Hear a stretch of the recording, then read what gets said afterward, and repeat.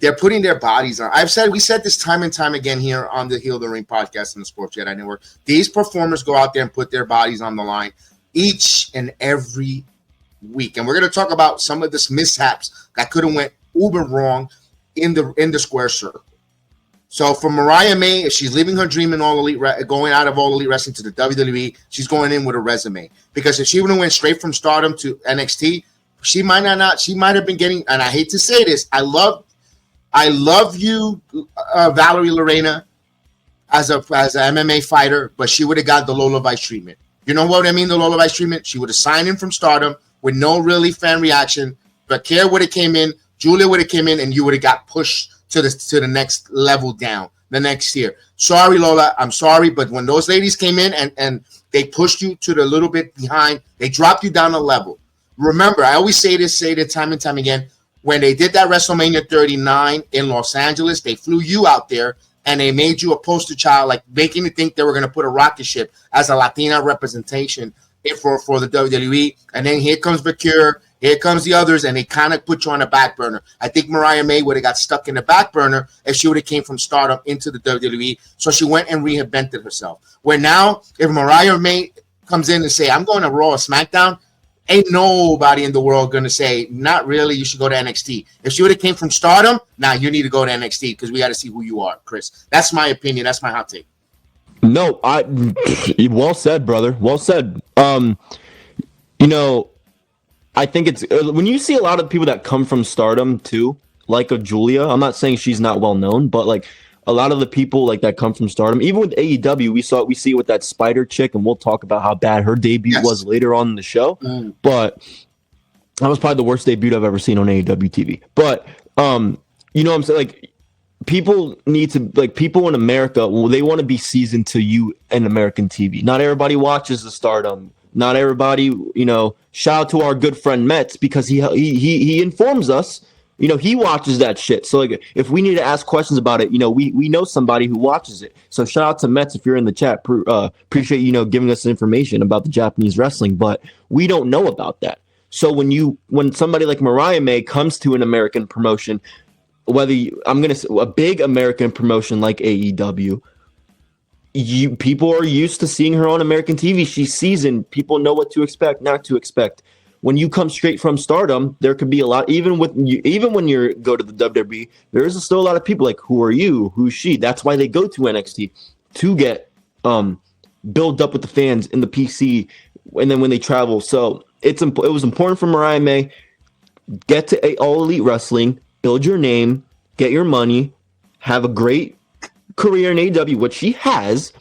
Use that, live your dream, no problem with that. Again, you don't hear her talking any shade about Tony or AEW, and you don't hear AEW or Tony talking about any shade on her. So if they're mutual about it, we should too. Yeah, the only shade I saw her complaining about her accommodations of accommodations, which everybody in AEW, which a lot of people in All Elite Wrestling have complained about it, but again, I don't blame Tony Khan because I don't think Tony Khan is a person who's gonna be micromanaging about people's accommodations. That man who's a billionaire who runs not just one but 3 different sports organizations with football, soccer, American football, and as well as a professional wrestling company. They delegate. They delegate people for those assignments to take care of that travel, accommodation. So you can't get mad at Tony Khan with that and say he fumbled that or made them feel uncomfortable.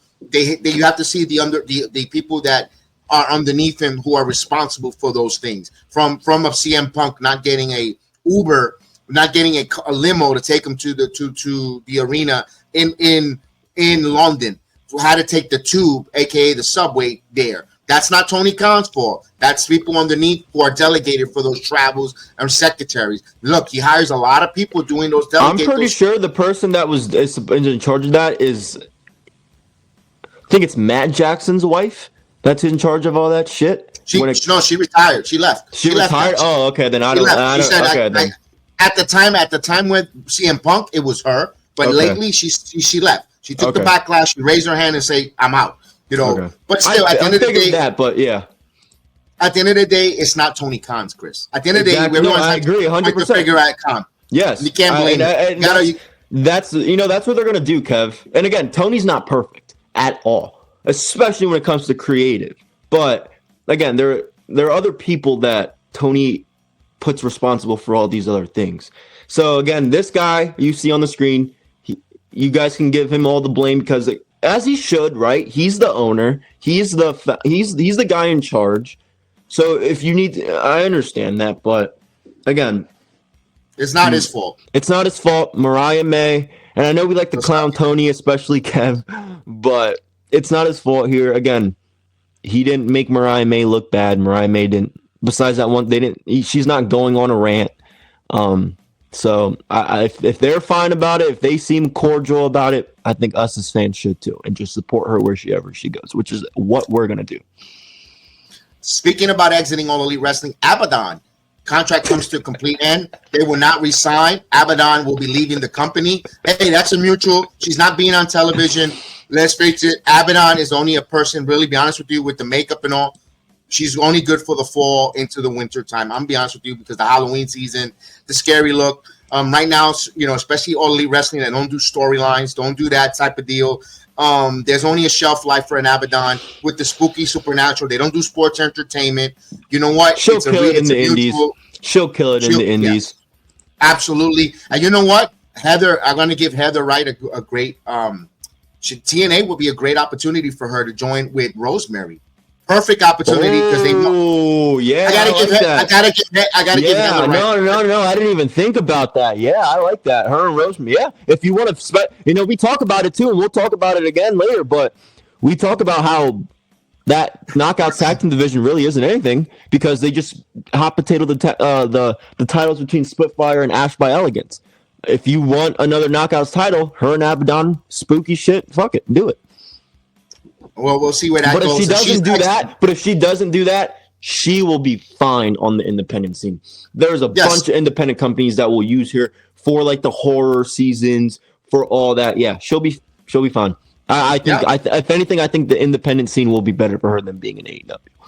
I definitely agree with that for Abaddon. Hopefully, wish her the best of luck. Get her calendar full of a lot of appearances and dates all across the indies, and make a lot of money on the independent season and kill it for Abaddon. We definitely wish her the best. Let's go right into Monday Night Raw. We're not going to go into every little details. We got some men's qualifying matches for Monday Night Raw, which to me was a real good one when Penta, Dragon Lee, and Chad Gable. That was a hell of a triple threat for the qualifier there. Those guys, no matter what, it's great to see Dragon Lee in the ring, getting some TV time, some wrestling time, and of course, Penta qualifies. Cero Miedo qualifies. I think the right guy qualified there, Chris. Yeah, nothing much to add on that. I agree. Yeah, absolutely. Now, I know I'm burying the lead because we know that Rollins, Heyman, and company kicked off with Bronson Reed. They talked a little bit there. We're going to find out. Let's see how that evolves and how that breathes. I think there's going to be much more storyline to it. So we're not going to rehash it or talk too much about it because there's going to be more levels or layers to add to them. When it comes to Paul Heyman's alliance, let's call it that with the Architect Alliance. Let's call it the Architect Alliance. Let's combine them there. The Architect Alliance. I think there's going to be more layers to that. We're going to see how that evolves weeks to week. So I'm not going to put too much emphasis on it because we've got a lot of wrestling to cover. We heard a little bit of a mission statement. We know CM Punk is on their grass hairs. We'll find out with OTC when Roman comes back. I think that's when that story wraps up, when he decides to coming back from his other many vacations. So we'll see, where that goes from there. Liv Morgan, speaking of return, Liv Morgan returns. Now, Liv Morgan returns and sees a Dominic Mysterio eating Roxanne's nuggets. What's your thoughts on that? I mean, I don't mind it if this is something for Roxanne to get on the storyline for WWE TV.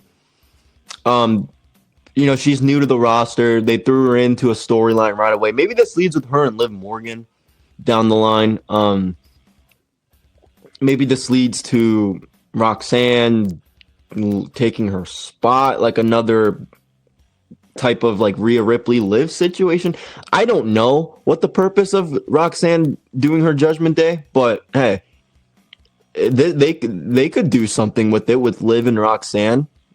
Why not?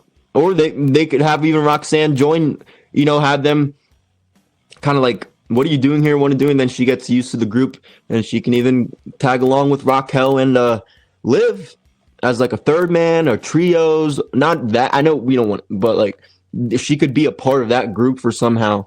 I don't know. I don't know where they're going to go with this one. I'll be honest.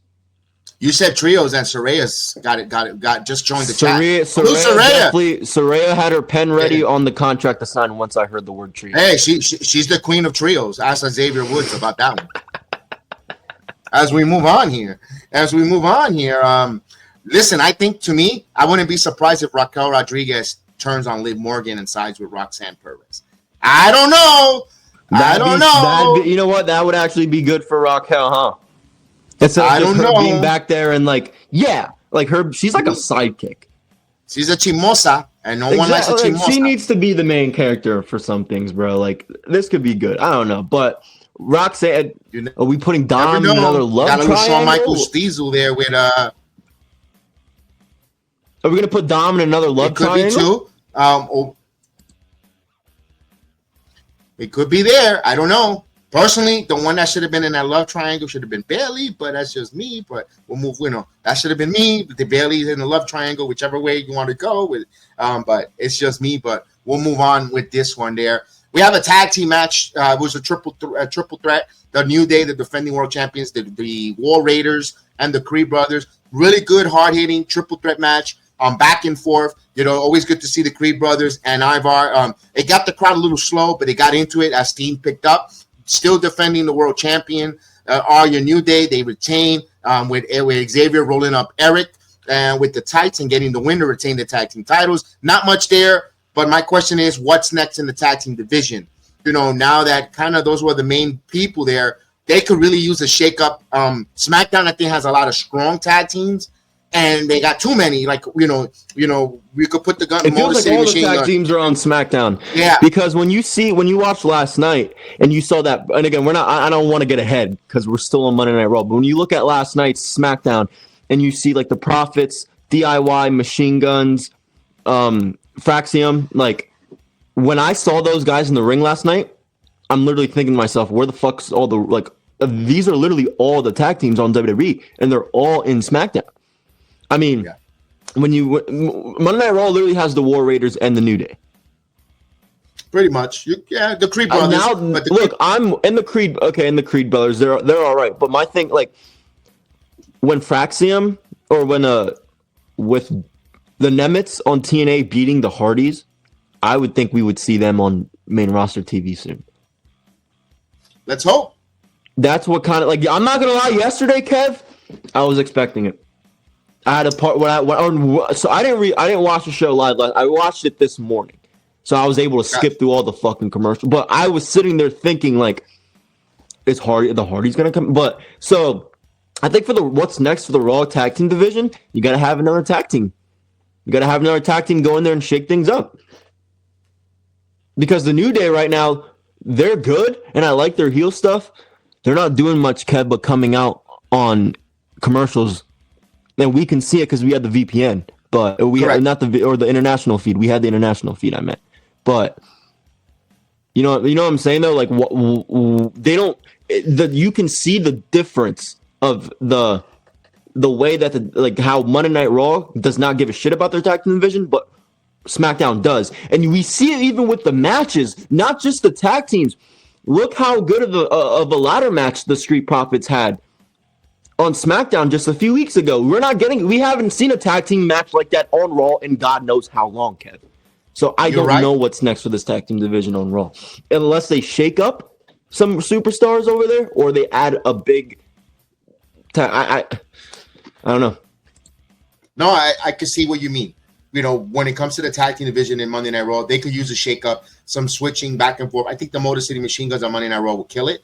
I've said it. I think Fraxium going back and forth were killing it because they're still new to the main roster, and I think they could wet their toes in both brands if they really want to. That could be the only tag team I've seen. I think Motor City Machine Guns they've been on SmackDown since their debut. I think they're fine there. I think Street Profits, they're fine there. I would Right. like to see, again, Fraxium's the newer tag team out of all of them. Why not have them go and do multiple shows and on Raw, on SmackDown? Because let's be honest, they've done everything they could in NXT, and we're seeing it. We're seeing it now with them, right? So I don't know what's next for the tag team division on Raw, but they need a shakeup. And when you speak about Fraxium, I've seen them in the ring with the Creed Bros. They have chemistry. They've been there, watched that in NXT 2.0 before they were getting the Fraxium push. Before the Creed exited to the main roster, they have chemistry. They could work well. I would like to see that. Look, the Creed brothers are a very underrated tag team. I don't know if it's because they're not cutting promos. I think what killed Brutus Creed was that stupid, goofy laugh. I don't know what agent, what booker, what person told him to bring that hyena laugh.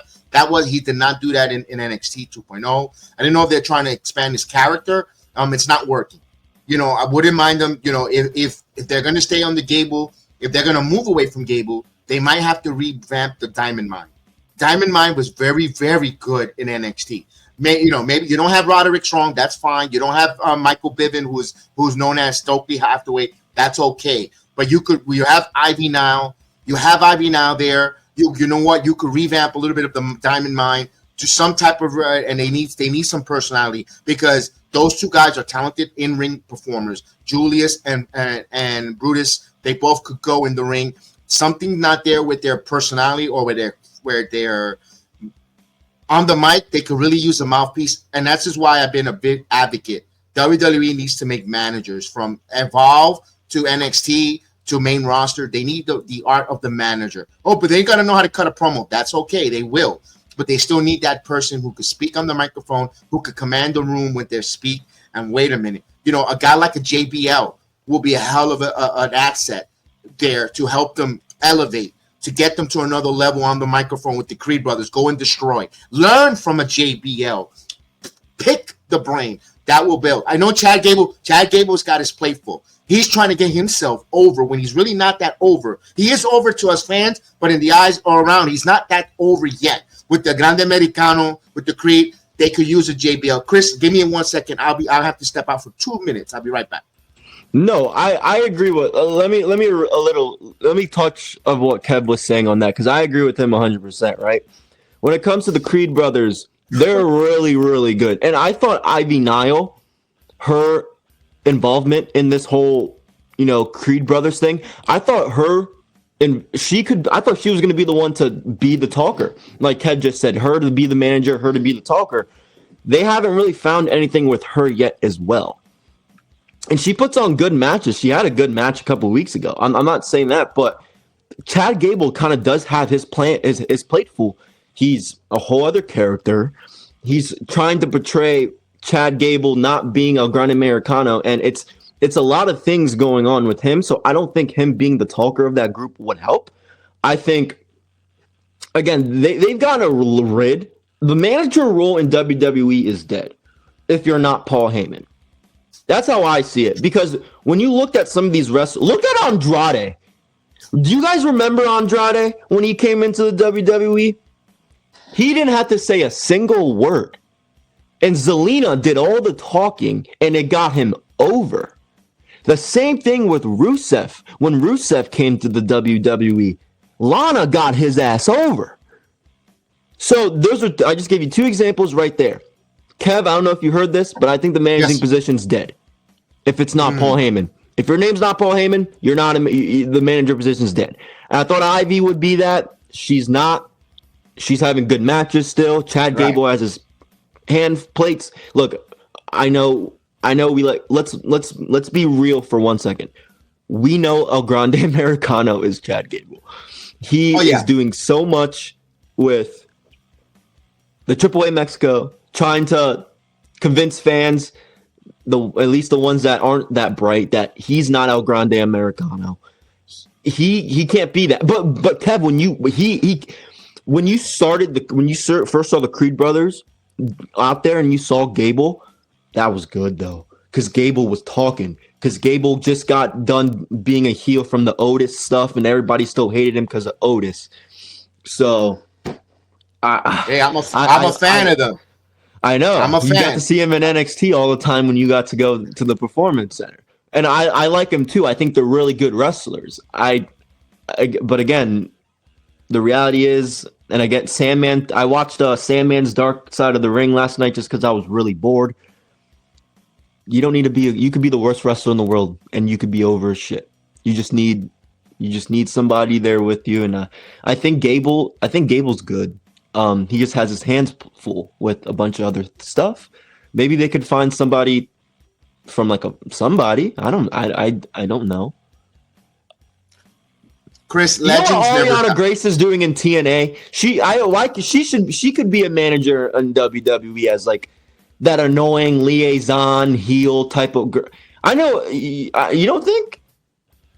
Hopefully that's what she's evolving to. She's getting her feet wet and getting into that aspect. We're in the TNA NXT realm, where when her main roster, she could be a part-time wrestler with a more of a liaison manager. Listen, Exactly. Yes. yes, this is what they kind of need in professional wrestling, especially in the WWE. Listen, legends never die.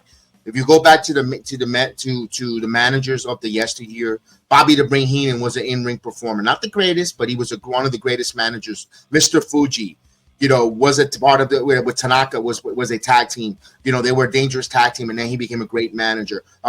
I don't think the Dustin style Slick was a manager, but he was great with the microphone. He was talking, he was going good. Lord Harfording, the Grand Wizard. Grand Wizard, who gives me a lot of Grand Wizard vibes? If you're an old school wrestling fan would understand, Bill Alfonso. You're telling me a Bill Alfonso with that whistle right now, getting the Creed brothers hyped up, wouldn't, all you had to do, and you didn't even have to, my goodness, will get people, going bananas, going, simple things. At this day, they need managers. They need managers to get people into the ring. I think that's what hurt it, Shayna Baszler and Ronda Rousey. I've said it time and time again. Mr. Stone should have been their manager, causing havoc. And what he's doing on TNA, some people don't like it. Some people think it's all over sports entertainment, because TNA doesn't really do uber sports entertainment. They give a little bit of everything. But now they're becoming a little sports entertainment. We'll get to that in a second, in a few minutes. But I think Mr. Robert Stone would have been great for them at that time. They still need the incorporation of managers in professional wrestling, because you want to see that heel manager eventually get their shit or their teeth punched in, like a Don Callis in AEW. He gets on the microphone, he talks. Why? Because you hear him on commentary, you're like, damn, he's really good on commentary. Look, some of these wrestlers, they don't want to retire. That's fine. We're going to make you take some bumps occasionally, but I need you to help the next generation with their promos, how to become a pro, how to speak, how to rebuttal, be a manager. There's plenty of resources, great guys out there they could use that are on Legends deals. You already have them on Legends deal. Heck, use them as a manager. Use them as managers. Use them to get the next, the promos, the young talent when they're so some of these wrestlers are so uber young, where they're a blank canvas, they're a sponge, ready to learn.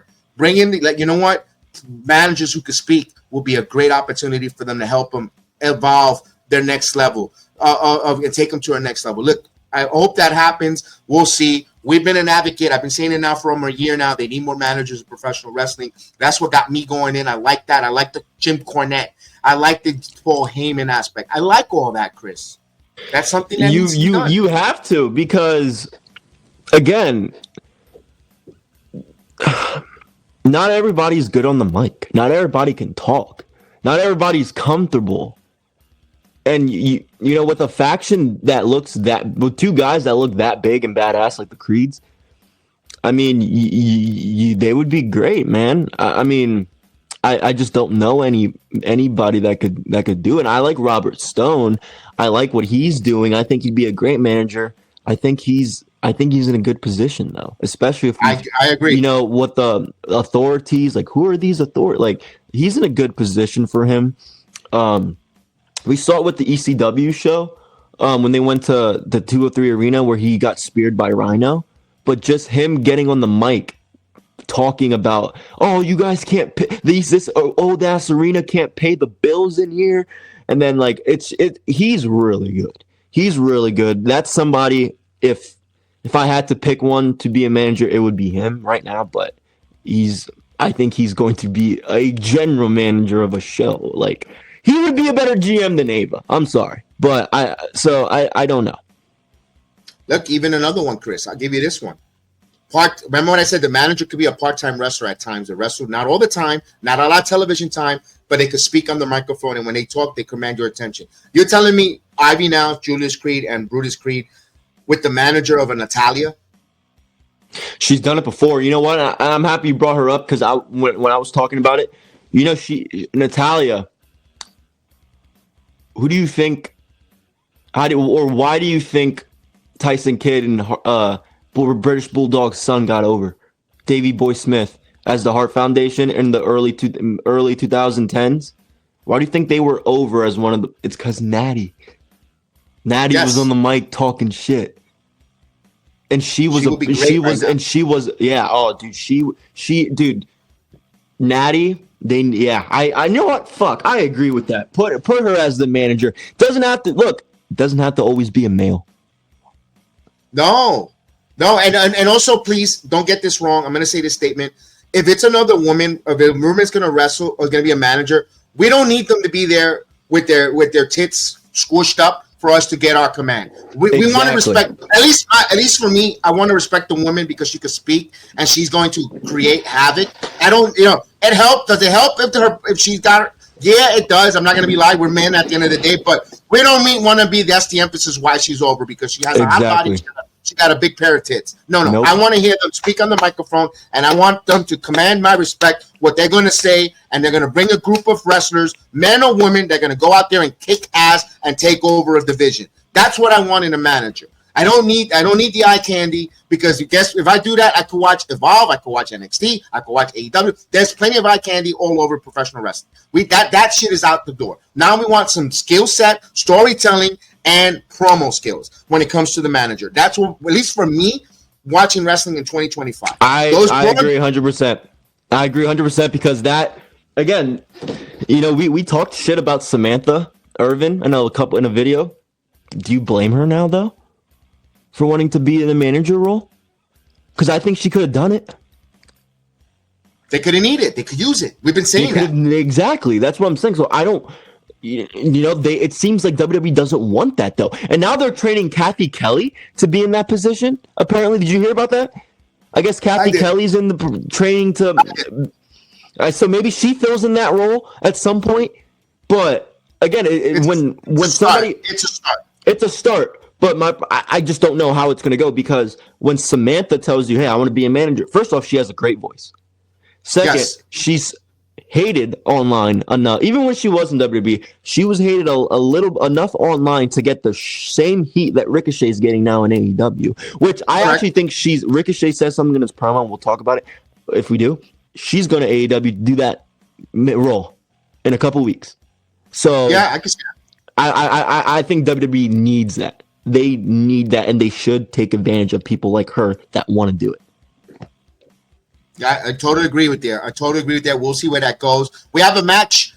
First opponent for Liv Morgan will be Kairi Sane. I'm a little bit confused because I thought that would be a Money in the Bank qualifier. No, it was just a match between the two ladies. It was a good one. Kairi Sane picks up the win. Roxanne Perez comes out and causes a distraction with Raquel Rodriguez. And Liv said, "You're the veteran. You should know better not to get involved there." Which I that's what to me fed into me thinking Raquel is going to say, screw this, I'm going with Güerita, like she calls Roxanne, the other Chiquita, and screw out, Liv, I'm tired. You're always hogging up the spotlight. You're always bossing me around. You're always hogging up the spotlight. We come out to your music. Fuck that. No, I agree. I like it. We talked about it earlier. I agree. We could see that there. So I'd love to see there. We get a stipulation between one another, Becky Hogan, a.k.a. Becky Lynch, and Lyra Valkyria. If Lyra beats her, she can never challenge for that title ever again. So, while she's champion. So the stipulation makes you a little worried. We'll see where that story goes as it evolves weeks to week. I'm going to go a little bit raw. I'm going to go a little bit quickly raw. Gunther confronts main event Jey Uso. We know that match is coming up not this Monday, the next Monday on the 9th in Arizona. Right now, we don't know, Gunther. Bill Goldberg. All right, we'll see. We'll see who's next. Literally, no pun intended. What's next for those two? Here's one. Karrion Kross confronts Sami Zayn backstage. This is something that, and I'm going to talk about this. WWE, we all know that the contract is coming or is winding down for Karrion Kross, aka Killer Kross, Kevin. Everyone online wants him to be pushed or given the opportunity for Karrion. Get him in the ring. He does great promos. He's got storytelling that's at least got an internet fan base captivated and interested. If you're the WWE, don't fumble. Don't waste this opportunity. If this man signs with All Elite Wrestling and leaves the company, that's the needle mover that All Elite Wrestling could be getting. And this is me being a WWE fan, because he has a huge fan base that wants to see him on television. And he just shows up to All Elite Wrestling, you're going to get at least 100,000 viewers in ratings going over to watch Karrion Kross debut. And that's going to propel them to close to 700,000 viewers on a TNT TBS broadcast. If you're the WWE and you're worried about and you're making shows to counter All Elite Wrestling with going to the ECW arena, 2300 arena, putting the same shows on the same night as All Elite Wrestling, and you're putting your D-Generation X type of war going after WCW, you cannot allow Karrion Kross to leave your company to work for the opposite company, because that man will bring viewers and it's going to bring a huge followings to All Elite Wrestling. So here's the opportunity to put this man and give him opportunities in some matches, not on main event, but on Monday Night Raw, into a storyline where he's building. Now, I said this time and time again, if Karrion drops the ball and he's not entertaining, given opportunities, then you can't blame the talent. You can't blame creative, you blame the talent. Excuse me, I said that backwards. But he's got to give him the opportunity to get on the stage and do it. Whereas we got Nate Dogg in the building. What's going on, Nate Dogg? Look, AEW or Karrion going to AEW, like you said, I think people, whether you like AEW or not, you are going to tune in to see what this man has to say, especially if he's given an open mic on his debut. Now, we're not saying it's going to happen because, with Karrion Kross going on social media and talking about him and Logan Paul, seems like there's something there. And I'm talking about storyline and not storyline. They could, because let's be honest, I don't care about the behind the scenes shit with the wrestlers. I really don't. I wouldn't be surprised if Logan Paul and Karrion Kross have some ill will, especially with Logan Paul, feeling like, well, or like Karrion Kross said, I don't have a problem with Logan Paul. I have a problem with the way he comes in, whatever, him kind of taking little shots back on his podcast and stuff. There's something there, real life, just like the Seth Rollins and Punk and Drew. They need to incorporate that into television after Logan Paul is done teaming with Cena at Money in the Bank. If you want Cena and Logan to lose clean or not cleanly, why don't you have Karrion Kross come out on the end of the match and cost Logan Paul the pin? I like it. If he's not going to be involved in Money in the Bank, you need to get him involved in something. Because I promise you, if that guy comes to All Elite Wrestling, look, a lot of people are bitching about lack of stories. Oh, he's going to give you one. There will be one in AEW for you to watch. Again, we have AEW story. That's not why I watch it, but they got really 2-3 stories max. They have another good one right there with Kross. And again, absolutely, they're not gonna get 800,000, 900,000. But like Kev said, they might get another 100,000 from what they're getting already.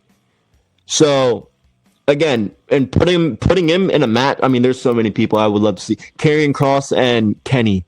Karrion Kross and Okada. I mean, Karrion Kross and MJF. Even anybody in the Hart Syndicate against Karrion Kross, really. Takeshita versus that would probably be a 5-star match. Josh Alexander. You know what I'm saying? So, I really, because I want to see him in WWE, because WWE for me, again, is where I watch WWE for the story, and I watch AEW for the wrestling. So for him, he fits the story aspect, which is why I want him more on WWE television. Correct. But if he comes to AEW, he'll be given a green light, and I think it'd be good for him. And his contract is coming to an expiration. It's coming. I know they've been talk. I don't know if there's talks of renewing or but what worries you is the lack of television time kind of makes you raise your eyebrow. And what really worries me, Kev, They did nothing after that promo. Nothing. The bump after WrestleMania. They did nothing. That promo went stupid viral on social media. Everybody was talking about it. JD had to make a whole fucking separate video just to talk about that. So, I mean, I'm saying that because people care. People want to know what the fuck this guy's doing. I don't know, man. I'm starting to get really pissed off from what they're doing, not doing the Karrion Kross. And again, I'm not going to sit here. I'm not going to sit here and say I've been a big Karrion Kross guy. No, there was a long time where I didn't want him on my TV, but he has won me over in the year of 2025. In the year 2025, his interviews, the way he speaks about himself, the things he says, it's so fucking hard not to root for this guy. So I'm hoping again. Don't have him. I think the and this last thing I'll say about Karrion, he got released. He got a couple things. Look, in my opinion, they were probably giving him bullshit that didn't fit to what he wanted to do. Now that you're under Triple H's creative, Triple H is more open-minded. Let Karrion do the things he wanted to do that he couldn't do under Vince. And if it sucks, it sucks. But I don't think Karrion was given a fair chance or a fair opportunity to throw everything he had in mind. I think the things he were pitching, we don't want to use that. We're going to do something that we want to do. And Kross is like, what the fuck, man? Like, I know what I'm going to do. Like, I know what I'm capable. I know what I want the story to be. And you guys are trying to fucking change it. So, again, if they would just let this guy have an input on what he's going to do, he would be fucking on fire. But there's so many people holding this guy back. It's the same thing with the previous administration. I don't see him, unfortunately, getting anywhere. And what sucks is because when he made the debut return for second time around, they put him on SmackDown where you had Roman Reigns Tribal Chief. And I like the fact he came out, he put the hourglass out there and gave him his time is coming up, which is true. His time was winding down as WWE Undisputed World Champion. He made a great point. But everyone, kind of laughed at it. We're like, oh, yeah, like, really, you're going to touch Roman? But but at the end of the day, if you look at it, hindsight 2020, he was telling the truth. His days of world champions, like the sand in the hourglass, were winding down, and it did. But then they moved him to Netflix Raw, which supposedly was going to be this uncensored, unfiltered, anything goes, Monday Night Raw, which is nothing but Monday night commercials. That's all it is. Monday night commercials with ads and placement, breaking up the wrestling in between because they got to take a break in the spots. Again, we get the international feed. We get to see all the spots that you guys miss out. That's why I encourage you to watch along with us on the playback. You can watch it along at home, and you can watch it along with us on a separate laptop or on your PC. You'll see what we're talking about, and only that we grow our community in wrestling. From a fan to a fans talking about the wrestling. From different point of views. We want to hear it, so that's why we encourage you to join us on the watch alongs, on all professional wrestling watch alongs that we do on the playback channel. Heel of the Ring. That's a cheap plug for our platform. But back to Karrion Kross. When he gets moved to different place, and then you guys in the United States don't get to see the promos that he cuts in between commercials. I'm pretty sure you could recite a Pizza Hut commercial, but you can't recite what Karrion Kross said on his promos or how he's being a puppet. He's a puppet master pulling strings. But great, we would love to see that, but we don't get to see it unfold on Monday Night Raw because we don't see him out of sight, out of mind. And that kind of worrisome. This guy is uber talented, very talented. Listen, I'm going to say this and I'm going to say this again. Like Chris said, he won me over. I didn't feel him with Paul Ellering and AOP. I thought they were terrible. They had my eyes rolling, garbage. I even go back to if you go to Ric Flair's last match, that whole card, I thought him and Davey Boy Smith Jr. had the worst match I ever seen on the independent scene. I swear to God, it put me to sleep. It was terrible. But Karrion Kross and again, I'm giving him all his flowers, all his admiration. He has won me over, and he continues to be one of those wrestlers. I want more TV time, more opportunities for Karrion Kross. And when it even got me to the point to start watching Black and Gold, only his matches, this guy could go. And you know what? I was wrong. And I greatly say it, I was wrong because Kevin Robert Kessler, yes, Karrion Kross, deserves the opportunity to be on TV in 2025. When you have guys outside who weren't wrestlers like a Logan Paul, when you gave Travis Scott opportunity, why isn't this man not getting the opportunity? He has the eye candy in Scarlett, his wife, so you can't. So you're gonna get the pervs watching him eat also, because she comes out there looking mighty fine as well. So what's the excuse? That's all I got to say for Karrion Kross. As we move on here, I agree. We got some building. There's some more promotions for Worlds Collide with Chad Gable with Hijo de Vaquinho. That's going to set up there. There's a great 6-man tag. Of course, El Hijo de Vaquinho, Dr. Warner Jr., Psycho Clown, Pagano against Legado del Fantasma. Main event time, Rollins versus Sami Zayn, Finn Balor for Money in the Bank. A really good one. You know, we knew that Braun Breaker and Bronson Reed were coming out and doing some shenanigans. Punk actually comes out. Rollins gets the win, but they take out Punk a little bit out there. Rollins wins. They're teasing that he might be a Money in the Bank winner. Did you like Rollins winning and becoming part of that Money in the Bank?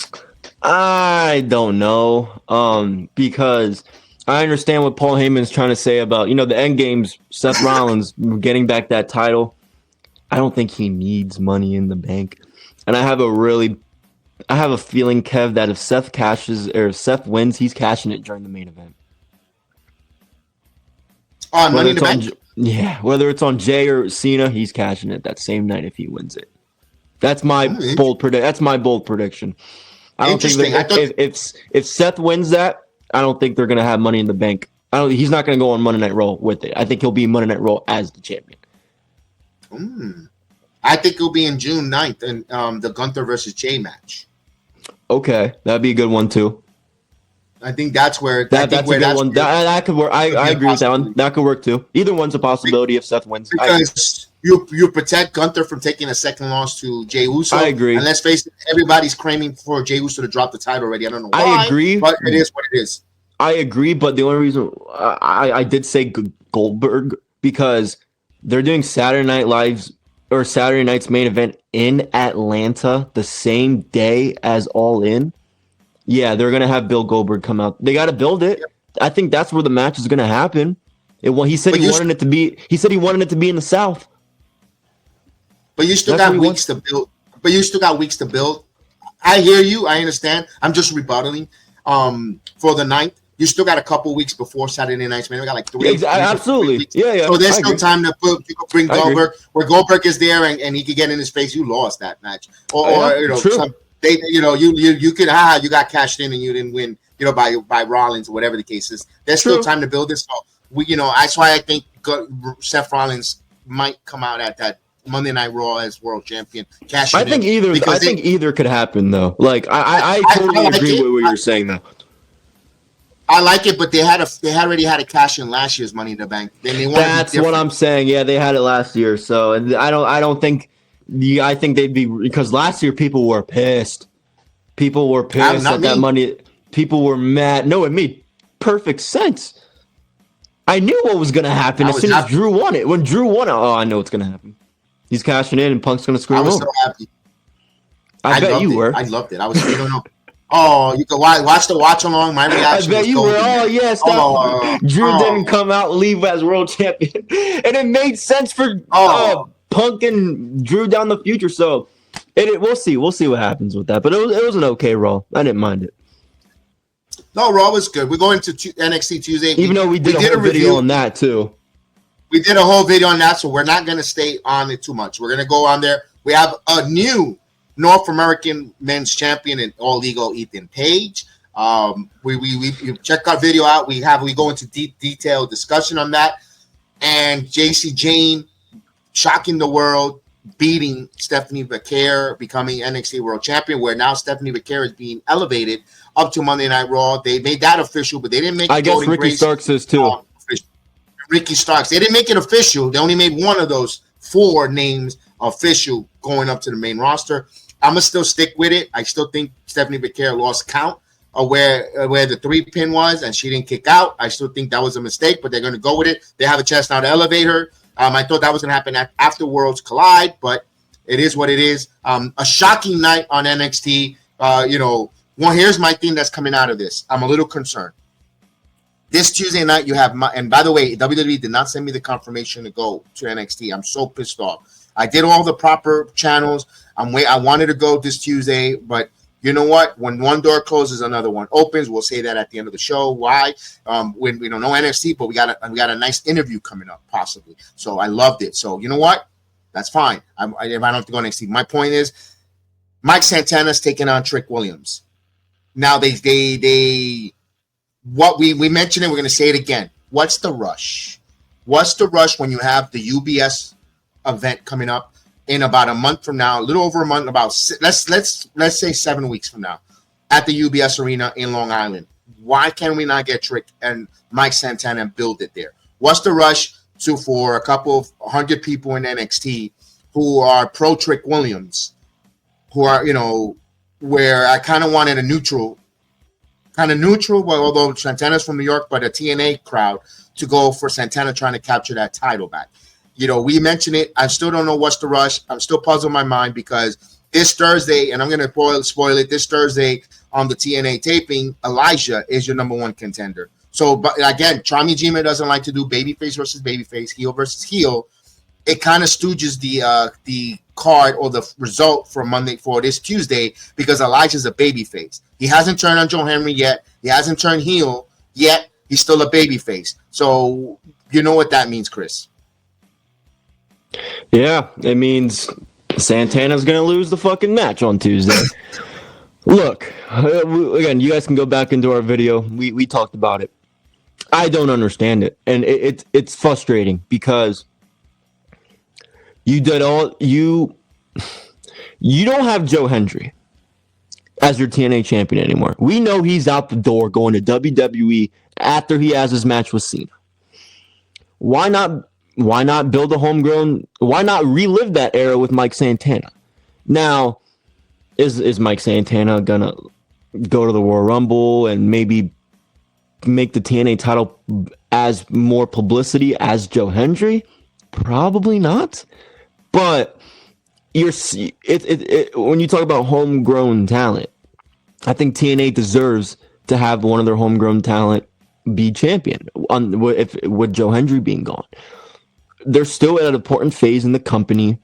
They're still working with WWE. They want to get a TV deal. I think getting him a TV deal helps everything because now we know Elijah, like whatever, that doesn't get fucked into the story for next week. But I don't know why they're rushing this so much. They have it. TNA has it. And this is what I'm talking about with this partnership benefiting NXT more than TNA. Really? Really? You're not going to... So you can have... TNA can send Joe Hendry, Frankie Kazarian, Zach, the Rascals, all up on NXT to have good matches, but you can't... But you give us Trick Williams. You give TNA Trick Williams, and now he's hogging everything. You can't have a match in TNA like Oba did. Even that, Oba versus Moose was on Madison Square Garden on NXT. Where in this partnership is TNA getting the help? None. And now they're fucking over Mike Santana for it. For Trick Williams. What's the rush? Why can't you have Elijah versus Trick Williams? And why does Santana have to get involved? This partnership's not helping NXT or TNA at all at this point. It seems like a one-sided thing, and it's very frustrating to me. Very frustrating, especially when this is supposed to be Mike Santana's moment. This is supposed to be his story, finishing his story. And they're throwing it all the way for Trick Williams in NXT. It's not helping. This partnership has not helped NXT at all, or TNA at all. It seems like it's only ever benefited NXT, Kev. Look, we are big Mike Santana fans. Huge, uber Mike Santana fan from here to the moon. We wanted it to wait. We didn't want it to happen this Tuesday at an NXT crowd where 500 folks registers to go at no cost to the arena. There's same people every fucking week. I was there. I was one of those. I am one of those. I still consider me an NXT follower that goes. I haven't gone in a year, but I consider one of those fans that go there week after week. I did that for a year and a half. Go there every Tuesday, go on the shuttle bus, go to Full Sail, get on the parking lot, go attend. I did it. I've done it. I've been there, done that. I've been part of that crowd. I still consider me part of that crowd. Here's the thing. You have a huge show again, and you see everyone on the online community just going bananas and berserk for Mike Santana's opportunity on NXT showing up. That was great. You could have done tease there. I'm hoping this Tuesday, supposedly NXT is the most dangerous parking lot in the all of professional wrestling. And again, I hope they take out Mike Santana where he doesn't make the match, where it's put a pin on it. Again, Mike doesn't mean that you're a chump. No, man, you're my champion. Next to Damian Priest, you guys are my two champions, man.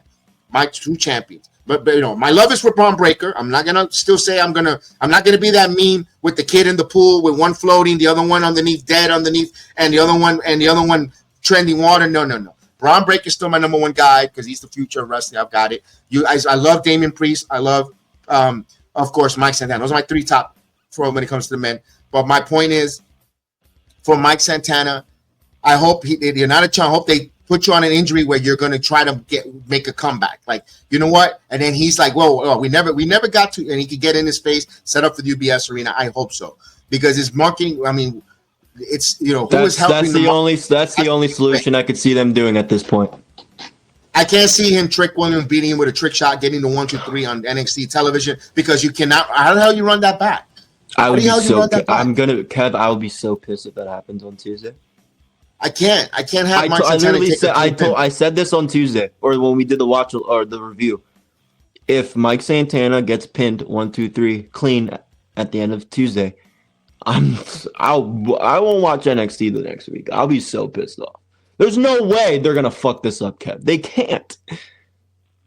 And Trick is the world champion. You got to build him strong too. He's a two-time NXT world champion, and now you're crossover champion for TNA. He is prestige. And the thing is, Kev, you're gonna have to have him beat Mike Santana for him to build him up. And that's where not help because that is not the long run.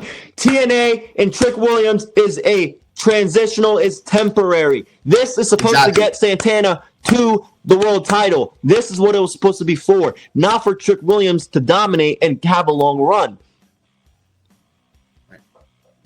Now, here's the one thing, because I'm trying to think, Chris, how the hell they could do this creatively. I'm trying to think. What you just said, take out Mike Santana before the match. I don't know what else they can do. Because it can't be the system, because Santana just spend the block on all the system. Elijah in a fucking mask. I don't know. Elijah in a mask, and they reveal it's him later. It can't be Joe Hendry. And Joe Henry can turn heel on Mike Santana.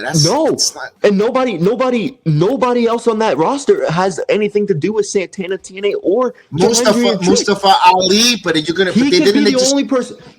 They just ended that feud. They just ended that feud. What are you gonna do? Relive it? Are you gonna have him go up against Ali one more time before you have him go against Trick? We don't want to fucking see that again. The only one I could think of, ladies and gentlemen, the only one I could really think of is Charlie Dempsey. The only one I could think of right now is Charlie Dempsey because he got Trevion Heights to really respect and hug him, and that kind of bothered Charlie Dempsey. You see Miles Bourne doing his own thing. By the way, Miles Bourne, I believe, is going to challenge for a title for Moose. I'm not sure, or later down the road, Trick Williams for that. That'd be cool. TNA. For that TNA World Title on a house show. They did that last night on an NXT house show in Davenport, Florida.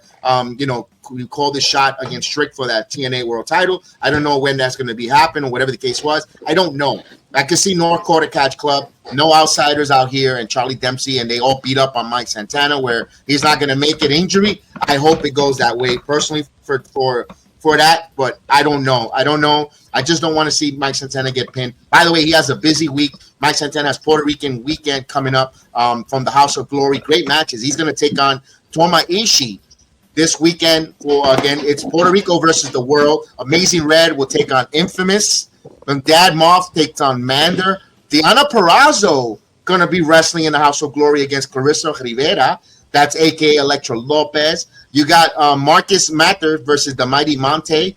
And, of course, some many more matches. Hopefully our friends Mike Awesome, Jared Diaz, the Uptown Boys, either in singles competition or in tag team together. Hopefully we get to see them. Hopefully we get to see some of our friends from spotlight here in that Puerto Rican weekend. That's on June 7th there at Queen. So we'll be promoting that information on our X, on our social media platform. Again, we put this out there. We keep saying it on our watch alongs. We have put out requests for Mike Santana to come interview with us. We went through the proper channels, DMs, also emails and all that. If Mike, I know he's been really uber busy now with NXT, with he has a show tonight and fucking Battle Club Pro. If he interviews with us sometime this week, we will be doing the live watch along of House of Glory Puerto Rican weekend. We will say Money in the Bank. We'll watch it on the replay. We'll watch it Sunday night. We'll do Mike Santana live. So that's out there on the table. He doesn't need us. He doesn't need to please these geeks like some people like to call us. But we're willing to do that because that's how much Mike Santana really means to us. Representing from the Bronx and as Damian Priest and many other Boricuas in the professional wrestling on the spotlight. That's why we highlight and we not just them, any other the professional wrestling from our culture. We want to highlight and celebrate and cheer them on. So that's what we're hoping for our end game there. So we'll go on here. Let's go to All Elite Wrestling. Before we go to All Elite Wrestling, I wanted to give congratulations first and foremost to Callie Armstrong becoming your first inaugural Evolve Women's Champion. So I wanted to give her that on Wednesday night for Evolve. Evolve continues to have great stuff there. But let's go to All Elite Wrestling. This is the Dynamite after Double or Nothing. Boy, this was a bloody physical episode of Dynamite. Chris, where do you want to start? Because we kind of watched it backstage together. We didn't do a watch along, but we kind of watched Dynamite together. All right. I did not like this show at all. So a lot of sniffing going on too. This show was not a good show to come back from Double or Nothing. I will say the opening was awesome. I loved the opening segment between Hangman, Swerve, Ospreay. I don't mind that we didn't see Jon Moxley and Hangman Adam Page tonight, because we got Tony and Mercedes. We got the Owens out of the way. Next week, they're doing a 4-hour Dynamite. Next week, they're doing that 4-hour Dynamite, which, holy moly, I'm going to be in for a long 4 hours next Wednesday night. But they could do that for there. So I didn't mind that we didn't get a Moxley face-to-face with Hangman in the beginning because we got Mercedes and Tony later on. I loved Will Ospreay coming out and saying, look, I respect Hangman, Swerve, you're wrong on this. I love you. We disagree.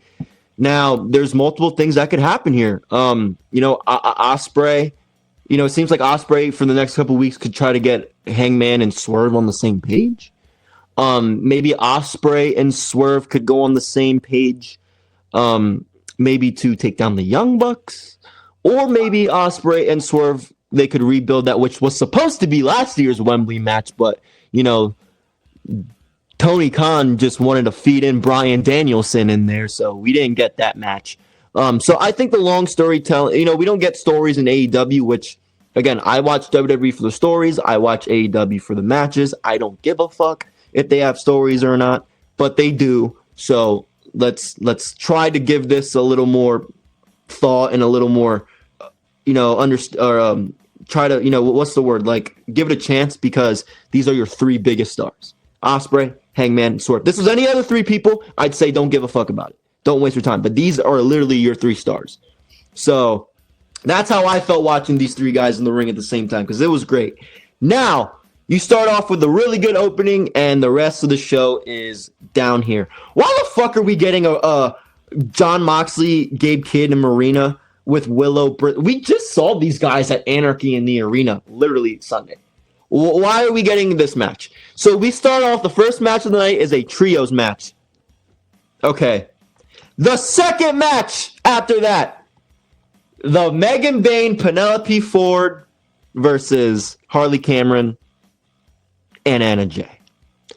Talk about a match that did not have to happen on this show. I guess Harley Cameron's being written off TV, so she worked all of us with that nose injury, unless it is real or not. But why the fuck did you give us this match after we just had Anarchy in the Arena? and we just had a match between Briscoe and Ricochet that had all this blood and violence. What does this do for Megan Bayne and Penelope Ford? All four of these women, by having this indie-rific death match, tag team tornado, it was okay, but holy shit, like Anna Jay landing her face on the chair, like that, those were some bad bumps. Bad bumps. I did not like this match at all. Did not need to happen. Then we have another trios match for the Ops. Okay, first off, did you see the frat house? That this fucking stupid ass group called the Frat House. So Samoa Joe, Powerhouse Hobbs, and Shibata are in the ring. They're in the ring, and here comes Preston Vance.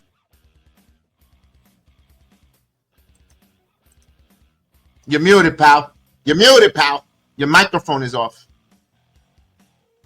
You're still muted. He's got a little bit of technical difficulties, but the Frat House pulled his microphone. The Frat House pulled my microphone because they didn't want me to talk about them. My bad, everybody. Shit happens sometimes. But they had the Frat House come out with a stupid frat promo. Samoa Joe and Power Hobbs and Shibata are in the ring looking at each other like, what the fuck are we doing? Why are we in this predicament? This shit's stupid. I mean, this was the worst gimmick I've ever seen in my life. The Frat House are the worst. I saw, is that Griff Garrison? Like, that was awful. I never want to see these guys on my TV again. I will turn the channel so fast and I won't go back.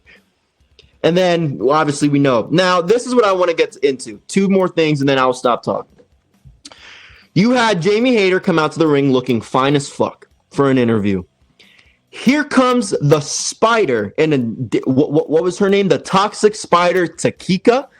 She's from Stardom. I have no idea who the fuck this girl is. I'm going to be honest.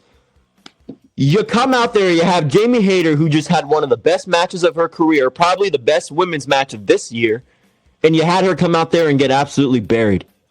The cameraman didn't even... This is why you have production meetings. Me and Kev have a fucking production meeting, for God's sake. We have production meetings here, and AEW can't have one. The cameraman completely missed the spot.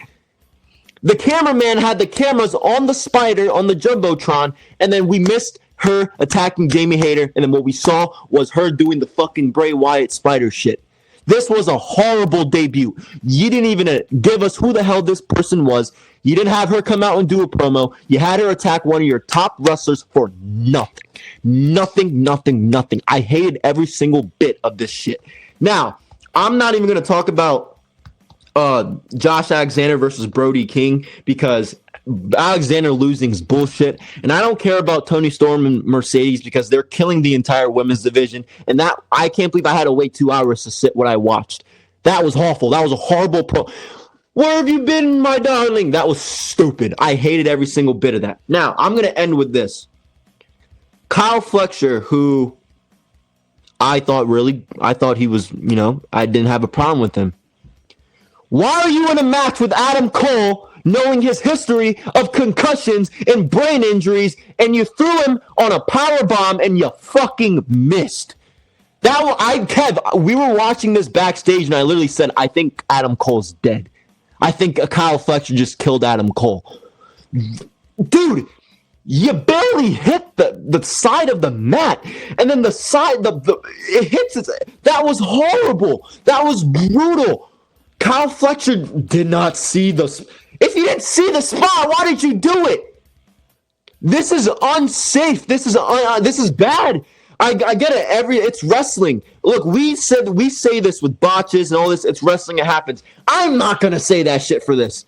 You know who you're in the ring with. You're in the ring with a man who couldn't even get up because he was throwing up because of how fucked up his head was.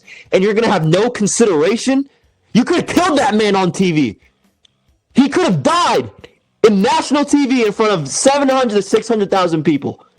That is very careless by Kyle Fletcher, and I'm very disappointed in what took place because that spot was not needed for this match. You didn't even have to have this match at fucking this week's Dynamite. If you wanted to have this match, why don't you build it for All In? What does Kyle Fletcher have going on? What does Adam Cole have going on? Nothing. So why can't you build this up with words, with promos. This didn't have to have a match because you almost got your TNT champion fucking killed. This was not a good Dynamite. I rate the Dynamite a 4 out of 10. Go ahead, Kev. Floor is yours. All right, let's go with that. There's a lot of handful there. First and foremost, here's the one thing that came out of that. You said Anarchy on the Arena. Why do we need that with Gabe Kidd and Maria Shafina and Jon Moxley, that 6-man tag? What came out of it was Gabe Kim spitting in the face of Willow Nightingale. It doesn't matter if you're a white man spitting on a black woman, if you're a Asian man spitting on a Jewish woman, or at Disney, you don't spit at a woman's face, no matter what you do in wrestling. That's another thing I hated. I didn't even bring that up because I thought it was disgusting. I hated that shit. No, it was like you're missing. Yeah, I understand you wanting to be extreme and do. Dude, I'm not gonna lie. If I'm Willow, I'm saying fuck the match, fuck everything. I'm beating your ass, real life, in front of everybody, in front of the whole world. Like, you don't spit on my fucking face. I did not like that spot. And Gabe Kidd, I couldn't even tell at times if Gabe Kidd was Moxley. That's a good point. They're so lucky that I hope that ink did not dry. I hope that ink is dry with that contract extension for Willow Nightingale. I hope she got paid, because to get disrespected like that from her, in where women are having a hard time getting booked, pushed, or even showcased, you're gonna get spit on the face. You get spit on the face by him. Mijita, that doesn't go well with me. That's not the right way to do. That's very disrespectful. Now, do they want to have intergender match? I'm all good. I'm all for it. You know what? Let's get the intergender match as long as it's safe. That spot I thought was a little bit distasteful, in my opinion, for especially Willow Nightingale, who I have so high praise for her. I think should be the babyface, the top-notch number 1, number 2 woman in the company. But that's for another argument for another day. For her, I'll say this. The Megan Bay, Penelope Ford, Anna Jay, Henry Cameron, we said this here time and time again, they're pushing those AEW tag team titles, but it all comes out now. Reports have broken nose for Anna Jay, Harley Cameron with a broken nose, and also she's been injured. So she is written off television. She requested, she wants time away from wrestling to the point where she doesn't know if she's contemplating returning. Reports have it she is contemplating her not even returning to the professional wrestling I don't scene. blame her if I don't blame her at this point, dude. She needs development. She needs somebody to actually train her, and she's not good. She's hot, she's hot, and she made me laugh a couple times with the puppet. When you saw the Mercedes match at Grand Slam in her hometown, by the way, her home country, Australia, she's not good. Mercedes made her look decent. This match, that's why she has fucking indie spots fest matches. What are you doing with Megan Bayne? Why isn't she in a title match? Again, I know why, because you have your 2 fucking champions going at it. Why? What are you doing with Megan Bayne? Do you guys look at her? Have you seen her? Fuck the hotness for a second. She looks like a women's wrestler. She's tall. She's big. She has the size. I don't understand. I don't understand what they're doing with this women's division in AEW. I don't. I don't. You're 6 weeks away from your freaking WrestleMania, from your version of WrestleMania. Come on. Yep. And again, this is where, well said by veterans in the wrestling business, there is no production, there is no meetings, there's no bookers, or there is agents, there's bookers, but no one's listening. Everyone does whatever the hell they want. No one's putting an effort there, because they could have avoided that spot for Anna Jay. If Harley Cameron was going to take time off, like they claiming now, or not going to be there, or contemplating not returning to wrestling ever again, whatever the case is, whatever the dirt sheets are reporting out there, then you could have prevented an Anna Jay injury. Now you lost 2 top draw of women, at least eye candy wise, because I don't think Anna Jay is a good wrestler either. I hate to say it, I don't think she's great either. She's just she's never been a good wrestler. She's always just been hot. That's it. And she's known because she's literally, what people call her, Anna Jay. Oh yeah, that's Jack Perry's girlfriend. and always a peach emoji behind her. I hate to say that. That's because that's the stereotype that the wrestling community given her. Yeah, and is there room for her to They haven't, but the thing is, I don't agree with that, Kev. But she hasn't shown anything for us to prove otherwise, for us to think otherwise. There you go. Exactly. She was there. She was part of Jericho's appreciation. Where if you were going to learn how to be a professional wrestler, conduct yourself, or sports entertainer, it was under Jericho. And you couldn't do it with Jericho, which we could sit here and talk about how much we want this guy to retire. He's one of the greatest of all time. I will say it at least. At least he's a producer. At least he's an in-ring agent producer that can help some of these talent get over. But exactly, there's nothing on this show that. Again, I liked the beginning of the show, and everything else from this was not good. Why the hell is Brody King beating Josh Alexander? You didn't want to give Brody King a push all fucking year, and now you're having him beat Josh Alexander. If you want to get the title off Kenny so he can go against Okada, why wouldn't you give it to Josh Alexander? I don't know. I don't know why, but you just brought in Josh Alexander. You debuted him in a tournament in no lose situation. You put him in a tournament that you know he wasn't going to win, and he loses. They put him against Hangman. Yeah. And then now you got Brody King. So what are you going to think about Josh Alexander, jobber? He's not, he's always losing. How should I invest in him? He's been in 2 tournaments and lost all of them already. In the first round. How's he a walking weapon man, that's a terrible walking weapon. I don't give me that weapon. No, I'll pass. I'll take my chance with Brody King. That's what you mentioned there. And again, and Tony booked himself in a no-win situation, Chris, because if Josh beats Brody King, he doesn't know how to book the big man. There's Brody King jobbing to Josh Alexander. Exactly, if Josh Alexander wins or loses, now we're talking there. Because he wants to rush everything. He wants to put them together. We're going to put a show. Instead of taking one of those big, convoluted, stupid matches on Double or Nothing, and would have left it for Wednesday, like the Hurt Syndicate versus the Tag Team Champions. He should have left Okada. If they would have done Okada versus Speedball for the main event of the show, it would have been. I would have given it maybe a 7 out of 10 instead of a 4, because the match was really good. Two matches they could have taken off from Double or Nothing and put it on Dynamite would have been better. Yeah. But then we get Chase University low budget of the. That is horrible, guys. Look at that. Look how freaking bad that is. Oh my God. That is the most AI'd logo I've ever seen, first off.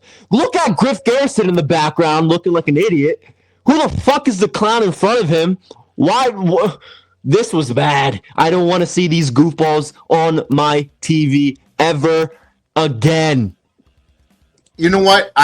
Okay. I'm gonna go a little bit on the opposite, a little bit, just a little bit, not too much. You want to see new young talent in the group there. They gotta make their debut. They gotta be shown, but not the Dynamite after Double or Nothing. That could have been easily a collision spot for you to see. Fair. To show you, introduce you. If they get over and work their ass off on Collision, you bring them in, and then you get the momentum going on Dynamite. You set him up for failure from his debut on this type of match here. On this debut after Double or Nothing. You got excitement. You're excited. You want to see All In is coming up. You got all that, and then you get that where you're like, oh my God, like you say, why the hell do we got to see these clowns? Because you're writing this high, and you get this downer. You're like, you could have left it and let them, like the Acclaim got over slowly with Scissor Me. First they were corny with the listen. Then they started ascending, and they were really great. That's what you had to do with the Frat House. Unfortunately, now everyone sees them. I don't want to see them. I don't want them on my television. Get the hell out on my TV. They put them in a position to fail. They could have gotten over. Maybe they could have gotten over. I'm just trying to be that other guy. I agree, but the reality is, Kev, they don't know how to do storylines. Because you're going to tell me, wait, time out. Because again, I love this company so much.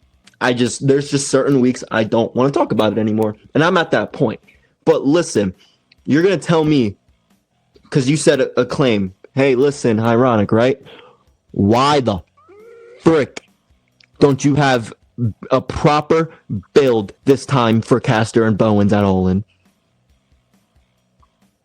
You had to have this clown be his mystery partner at a pre-show. And you can't give this these guys who've done a lot for that tag team division in the beginning, mid years of AEW, who they were again, at one point, the Acclaim were one of the most over tag teams in the business. And you can't give these guys a proper feud against each other at your biggest show of the year? Really? Really? They're fucking fumbling that storyline. They're going to take forever to get to Okada versus Omega 4. First time in the States, which is the reason Tony brought the man in AEW to begin with. And they're going to build this story with less than 5 weeks to go? Really? They need to fucking get their shit together, put their foot on the gas, and start building for All In Texas. Just like you would for Wembley last year. You need to do it now. Double or Nothing was supposed to be your quote-unquote Royal Rumble to set you up for All In. And that's not what happened.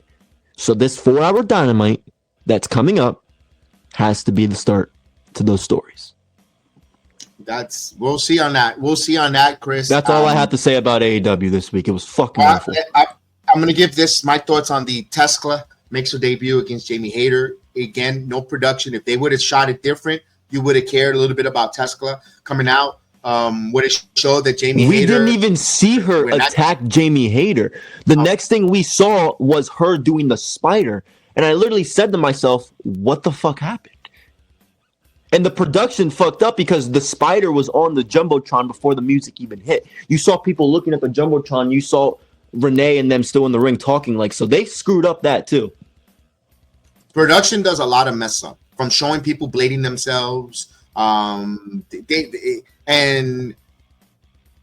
I don't know if Tony, and this I'm gonna blame Tony Khan. He should be screaming and yelling and getting upset and threatening people about losing their job because they're getting clowned.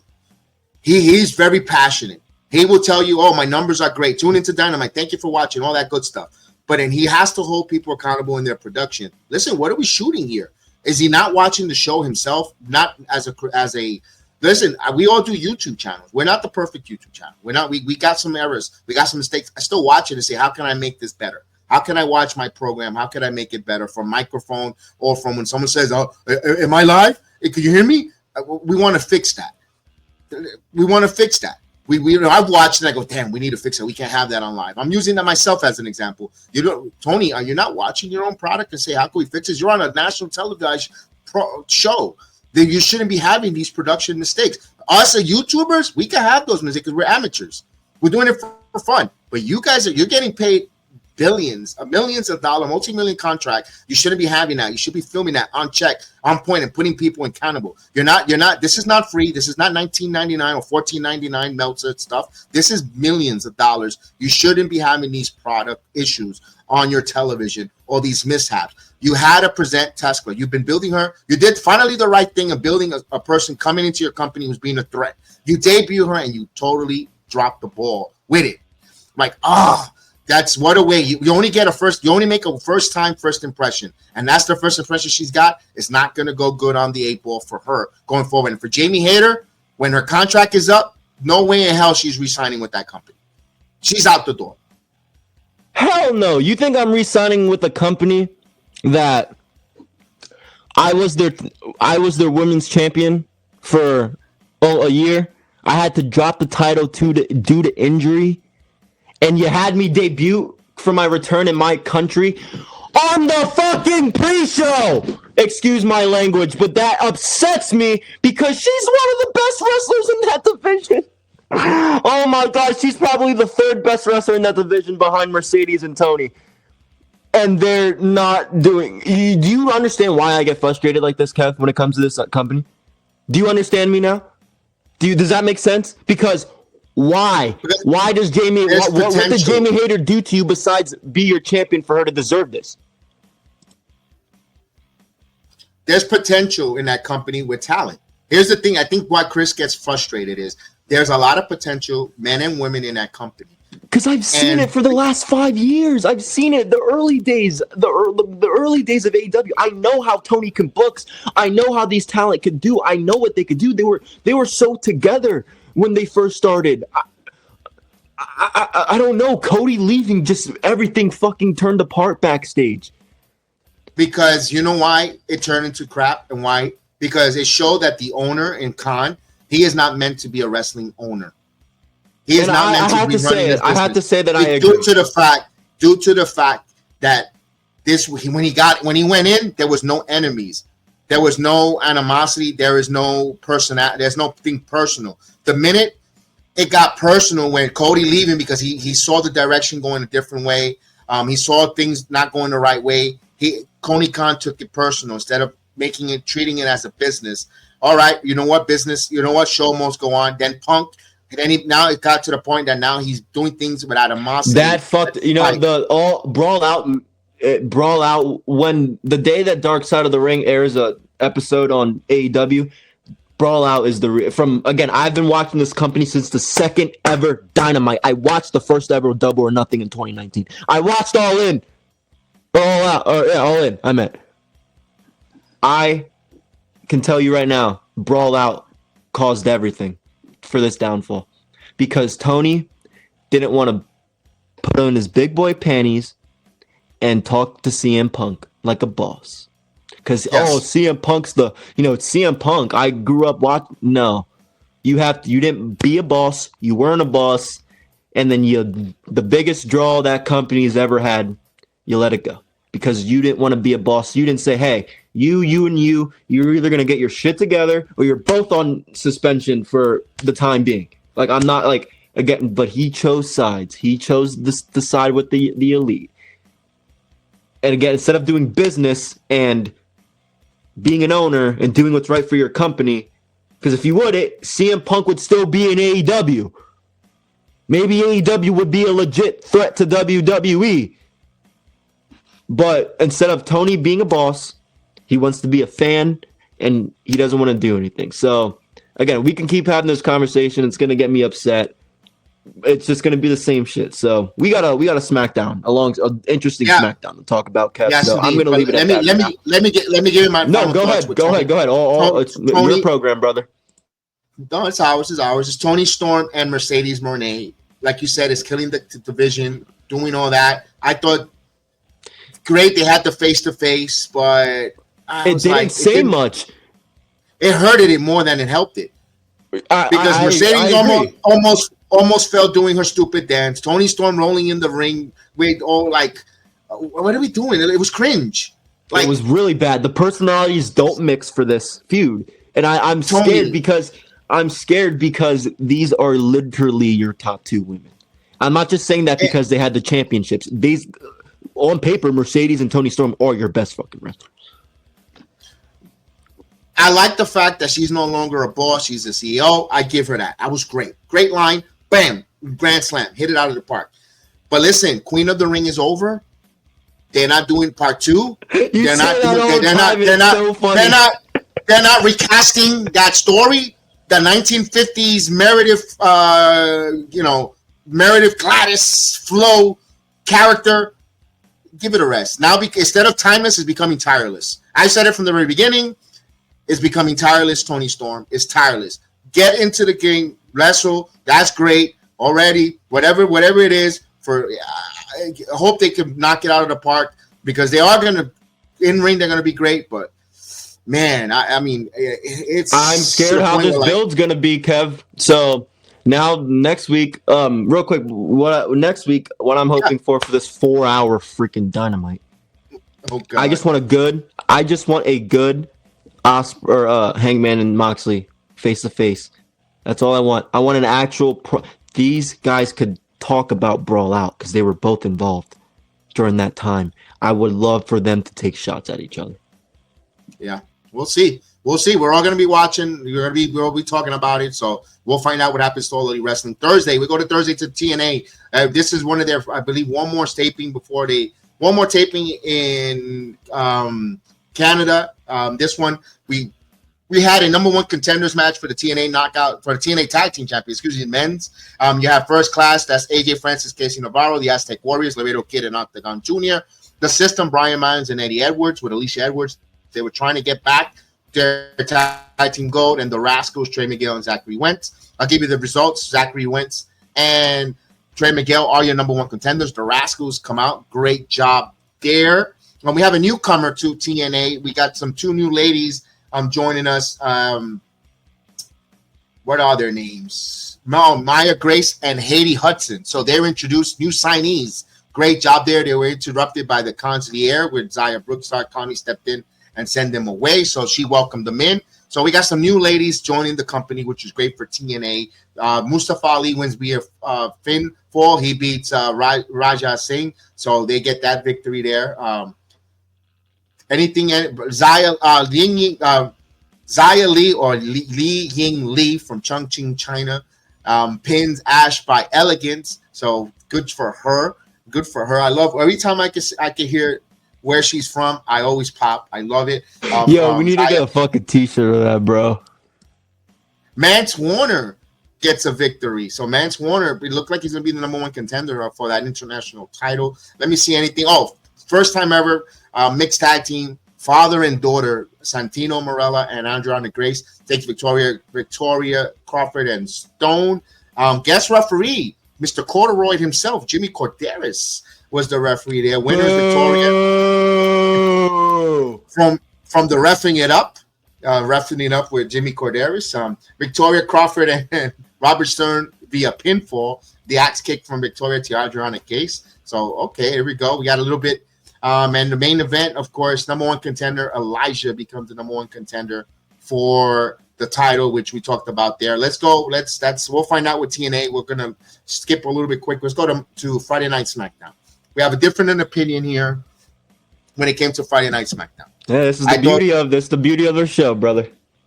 I thought Friday Night SmackDown was very, very good. And I tolerated at the end. That was okay. I could have been a little bit, but I thought the whole show went for a show that we thought was going to end in 2 hours, going back to reverting. They say, no, they're keeping it 3 hours. It went really well. I thought from the opening from Bianca Belair coming out, I loved it to see her, her Knoxville homecoming with her parents in the front row. I love the fact that Naomi interrupted, had that promo. Then Jade came out, and then we hit into the triple threat Money in the Bank qualifier. The right person to me went over, and Naomi. I love the way how they told that story. They got to it. Here's the one thing I had a gripe was the Tennessee crowd. I go back to this. If you watch my watch along 2 years ago when they had that first Monday Night Raw in Nashville, I think the crowd in Tennessee, in Nashville and Knoxville, they suck. Sorry guys, you guys suck. Tennessee. Except for Heather Wright, but everyone else, you guys suck. And Pittsburgh doesn't stay behind either, Chris. I'm sorry because I'm telling you, no. I'm sorry because I got Pittsburgh. Chris, I gotta be real. Those crowds in those cities, they suck. And Tennessee is the number one. They're coming to Pittsburgh in June, so we'll see. We'll see. We'll be doing the watch along, so we'll see. Yes.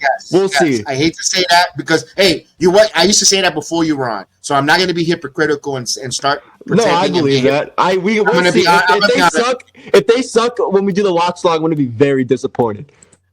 No, but I got to be honest with you. I want to be. I don't want you to say, "Oh, he's a fucking fake" because he was. He's here. I don't. Hey, there's. I'm not. That doesn't bother me. But Tennessee is the number one. Right, they're the first one. They're going in. They're going in balls deep. How much they suck because they stunk. The match was good with the ladies, and they stand on their feet. They stand on their hands. If you watch the replay, they were terrible. I'm like, come on, these ladies are working. They were quiet. But Naomi gets the victory. I was so happy for that. There, R-Truth crosses paths with the Bloodline. That was a little back and forth. Was funny because they almost made Solo Sikoa crack and Fatu. They almost cracked a smile to laugh. Because R-Truth is just hilarious. Yo, you guys are some big bone guys, man. R-Truth, whenever he's on, he is golden.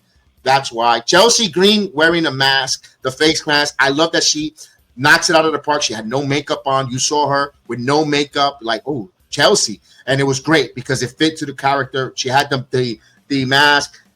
Leads to a match with Alba Fire and Selena Vega. I'm going to put a pin on that right there. Selena Vega versus Alba Fire. Here, look, the days are numbered when Selena Vega is going to stay your United States Women's Champion. It was great that she got the opportunity. She got the opportunity and the stage. Everybody on the internet was give Selena a push, give Selena a chance, give Selena a match. Now, how you guys are feeling? I'm asking that question. You honestly ask yourself, is it working, Selena? And listen, Selena's a fellow New Yorker, fellow Boricua. We love her. You know, she's representing us. She's representing la Boricua, la mujer Boricua, all that. But I'm going to be honest with you. The bell rings, the story or the sequence of the match it's a little rough. As champion, I'm sorry. I'm sorry, Thea. I'm sorry. To be honest with you, we know you could be better because you're a former queen. When you were queen of the ring, that's Selena. We need that Selena. I don't know because it's a lack of opportunities, like an in ring. But ¿dónde está eso? Where is that? We know you're much more better. Tú eres mejor que eso. You're more better than that, what you be displaying in the ring. And if it's with the agents that want and putting this there, you're going to have to talk to another agent or something because I don't want to wait until you get released and then you reinvent yourself and you get hot outside of wrestling with promos and stuff because a lot of these wrestlers do that. They're in WWE, they eat shit, and the minute they get released, they become so intrigued like an Indy Hartwell and others. Where the F was this when you were in the WWE? Don't wait to get released to be intriguing. You know, we need that. Despiértate, mija. We got an audience and a group, a fan base that wants to cheer you on and wants your success. We're not here to try to say and want your demise or your release. We want success for Selena Vega. What you're giving us right now, it's not successful right now. It's not great. And you have some different opponents. I thought with her and it's okay, not too much of a big obstacle for Selena with Alba Fire. Alba Fire could go. And the match still was not so great, Chris. I want to put a pin. I want to get you in there. I don't want to talk too much because I want to make sure you get in without losing your train of thought. No, you're good. I appreciate that. No, yeah, it is a 3-hour show. Like SmackDown is a 3-hour show. There's a lot of things to go over. So I'll say this: the opening, I didn't hate the show. There's just a lot of things that I disliked more than I liked. I love the opening segment. I've waited so long to see these three women in the ring have some type of something with Jade, Bianca, and Naomi. So I loved it. Nia Jax continues to have some of the best matches in that roster. But I am so happy Naomi won. She's a heel that they're generally trying to build up. They lack that in the women's division. It seems like everyone's a babyface. So this is good. I'm very happy for Naomi.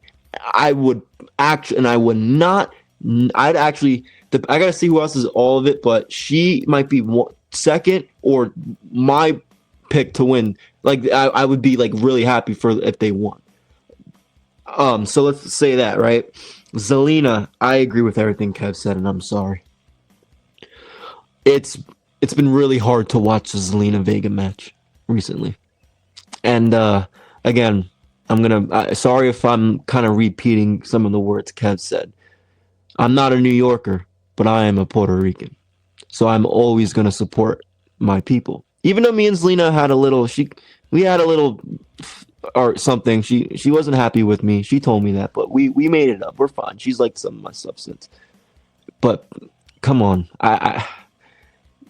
we know who trains you, Alistair. He's such a great in-ring dude. I mean, where's that? Where's I mean, from look, the botches again. I know we're not. It's a 619. It's not the easiest move, but people are talking to you about that already. You got to help yourself. You have to help yourself. Because WWE, they gave you your chance that you wanted, that we wanted. And again, we talk about times where, it's up. It could be up to the creators, the bookers, the writers. But when you're given the shot, it's up to the talent. And I hate to say it because I'm a Zelina Vega fan. You have not delivered since given that opportunity. So I'm really hoping Julia takes the title off of her next when they have their argument, or that's their argument. Their match. R-Truth in the ring with JC. I knew the match was going to be short as hell, but again, I makes JC. I'm not. Why did I just call him that? Jeff Cobb. It makes Jeff Cobb look good, and it, R-Truth is funny. Now, they did the tag team stuff. Guys, I'm sorry. With all due respect, I don't get two F's about the Wyatt Six. They just been doing this. They did the same thing they did last week. Put a pin because I've got a lot. Okay, my bad. Go ahead. You're good. Before we get to the Y6, because I think we both are mutual on it. Let me run through this. No, really, Go ahead. My bad. Because I want to get to that because I think we're going to spend a chunk of minority time talking about that. We saw the match with Chelsea come out with the face protector. She hits Albert Fire. Selena retains. All right. You get Naomi. We get backstage Tiffany Stratton. She gets run in by Naomi, saying she's next. Alexa Bliss. We saw her there. Before that, I know in the background we saw Joe Gacy walking in the back. One of the members on our live watch along, I think it was Nate, if I'm not mistaken, pointed that out, or Ethan, one of those two. I want to get him. Forgive me if I got the wrong information. Which one gave it to me in the background? So they teased that for later in the night. R-Truth, Jason Marrero, great shot, great match. It served its purpose. It told that story.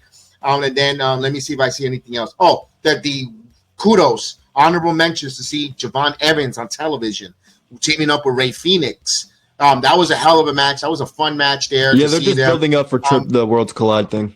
They did, and also seeing the Gazas getting a victory. Javon Evans. You know what? I felt so happy because, he's only 20 years old. And he tells the story how his grandmother got him in professional wrestling. I resonate to it because my grandfather got me into wrestling as a fan, to watch it and love it. And I know his grandmother must be happy and proud watching Javon on a Friday night SmackDown on national television, making his wrestling show debut for the world globally to see him. I felt so happy. I identify not because I'm a wrestler. I identify as a third generation watcher of wrestling, and knowing Grandpa got you in it, I really enjoyed it. I loved it. So kudos for Grandma Bouncy. I'm gonna, I don't know her last name is Evans, but hopefully I don't get it. So Grandma Bouncy, that she's happy to see her grandson on television. That was great. That was good. We are NXT, so that's why that made me feel proud always. They're building up for Ethan Page. I thought was great on the microphone. For the SmackDown commentary, he was entertaining. He was fun. I need to see Ethan Page. I still say he should have been the third man when The Rock fumbled that coming back with Travis Scott and John Cena, because Ethan would have been there each and every week talking on the mic, taking the comeuppance. But that ship sailed. I'm not going to rehash that. But I thought Ethan Page shows you why he's going to be soon on the main roster, because he is that type of heel.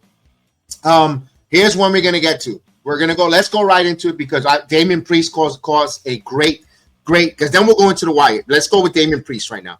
He cuts a great promo. He comes out with the black eye. I wanted to talk about that too. So showing the visual of he went to war with Drew McIntyre. He says, "I still can't stand your guts, but I give you respect because I got the Drew McIntyre, who is the Celtic warrior, or the Scottish warrior, the Scottish warrior, and he bought it. He wasn't hiding behind social media. We went to war. Hopefully that's over. I liked it. What's next for Damian? He wants to go against another hard ass in a Jacob Fatu. He says and then they cross paths. I was like, bravo. Great storytelling, awesome. Setting the scene. I love it. That was awesome. No, I have nothing much to add. I wanted to talk about that. That's awesome. That's really good because now we know that Fatu lost his match for the qualifier. I'm kind of curious to see though, because I do think they're gonna do Solo and Jacob at some point. Maybe Solo causes Jacob. I don't know, but I've been one of those people that I've been wanting to see Jacob Fatu on WWE for years. Like I watched him in MLW, Indies. Like I know all about Jacob, just like his cousin Zilla. And this is the one match I wanted to see, so I'm really excited. We're all going to be excited for that. Let's go. Of course, Money in the Bank qualifier, like he said, the Andrade gets the qualifier because due to some shenanigans outside the ring, a little bit of a distraction there. So Sikoa causing Jacob Fatu. Melo doesn't get there, although I think Melo, we saw a promo earlier with a little bit of a tease with Miz and Melo not really. Thank God, man. that's going to come to an end, which we all know what's going to happen. So they're going to pull that trigger. We also saw Melo pulling out the table, and I said it on the watch along. Are we getting a babyface Melo here all of a sudden when he pulled the table? And he pulled the table back underneath, came back to the dark side immediately. So they're teasing Melo as a babyface. The run is coming.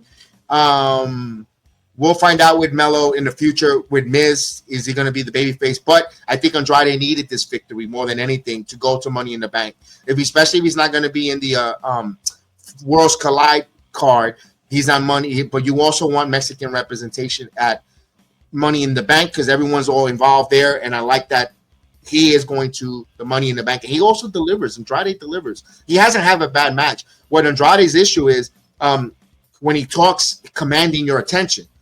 Some people might, he has an accent. I understand him. I have no problem. But some people might complain about the accent and or don't give him a microphone, shut him down for Andrade. I again, that's a stereotype. I don't think that's perfect. I don't think that's true. I understand. Obviously, I understand it.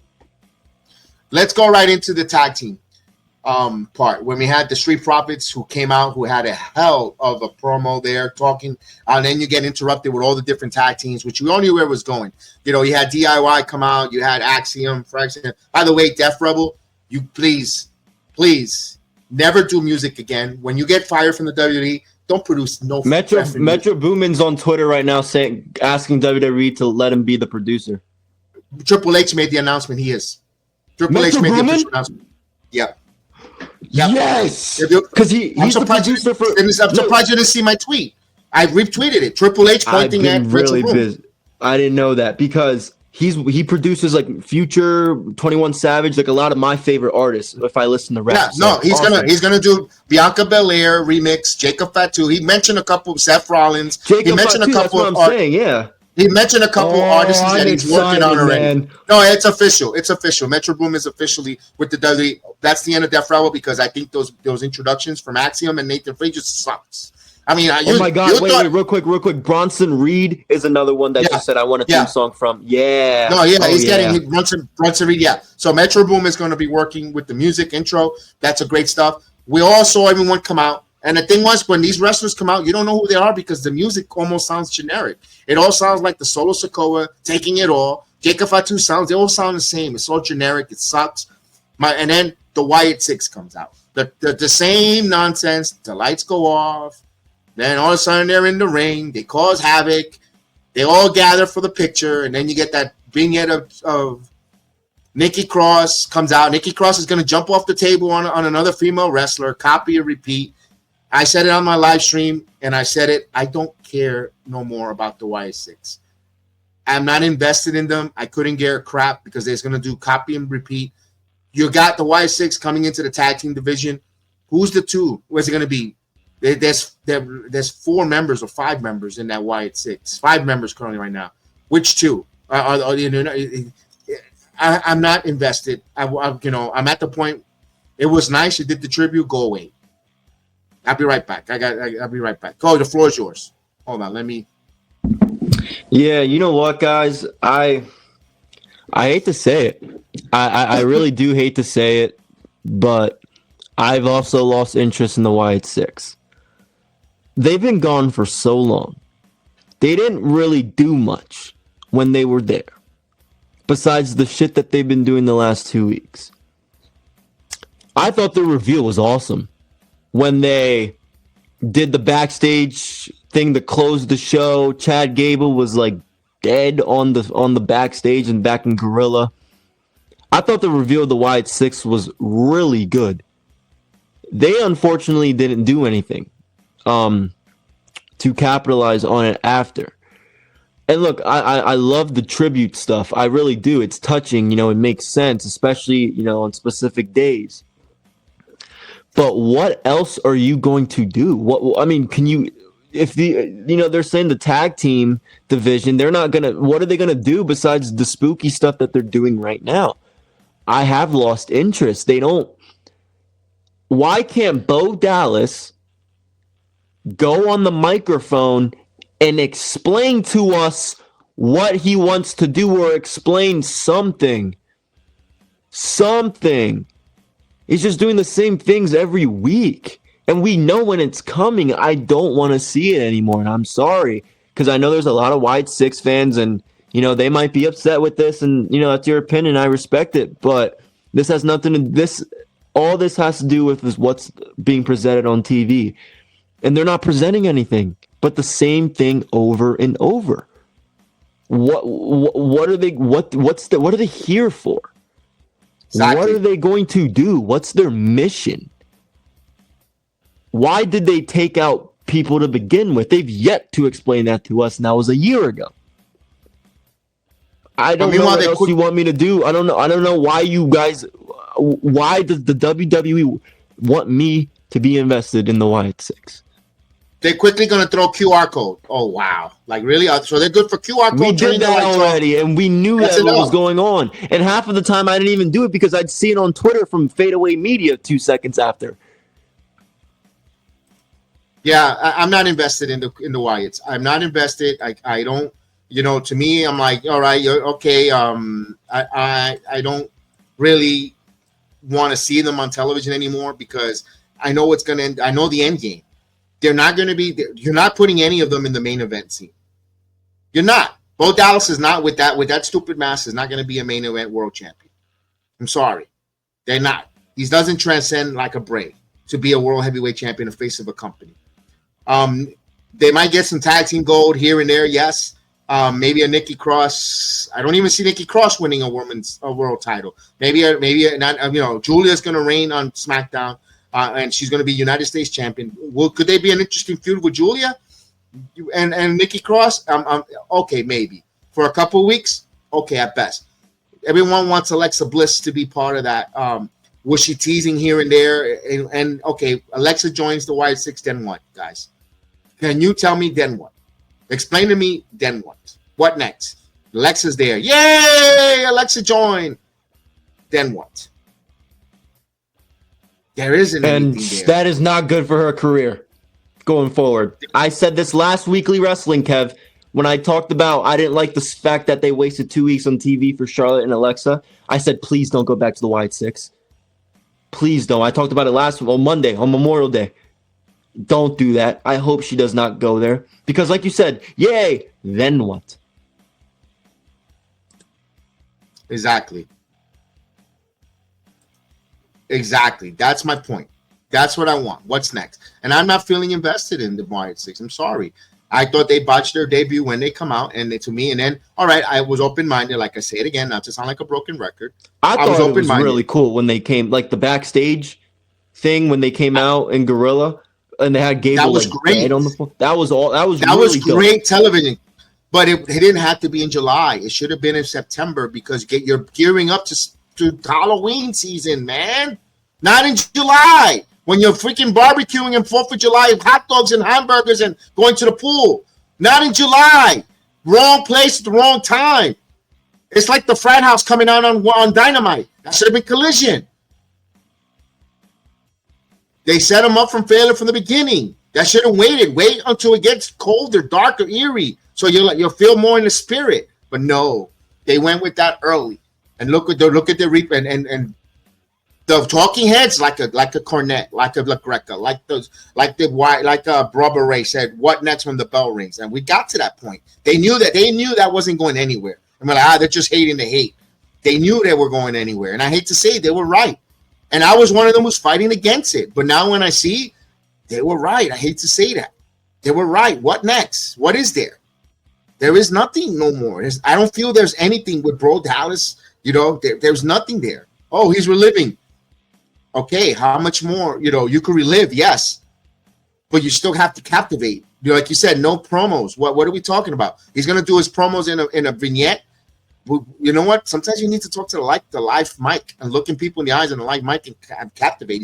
He's failing to do that, Chris. And that's a little bit of a worrisome when it comes to the Wyatt Six. I'm going forward. I don't know how much shelf life they have left in wrestling. No, I agree.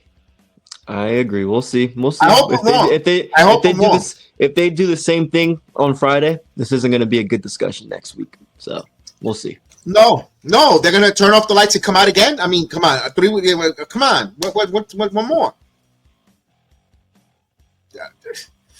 I mean, at least when Bray was alive, you had Firefly Funhouse. They did different things. They tried something different. They're copying, repeating the same thing. I mean, they're beating everyone up. Everyone's supposed to be terrified of them. And why? Because the lights go off? I mean, that's all I got with that. I don't know where that goes. We go to the main spot or the main segment. Cody Rhodes. We're gonna hear from Cody Rhodes, and he comes out in his suit and he walks in. He says he shows. By the way, a lot of another commercial break. I mean, how many more commercial breaks there? He's talking about Cody Rhodes talking about what do you want to talk about with a record-breaking crowd in Knoxville? So he's hitting the hits. He says, I did not come empty-handed.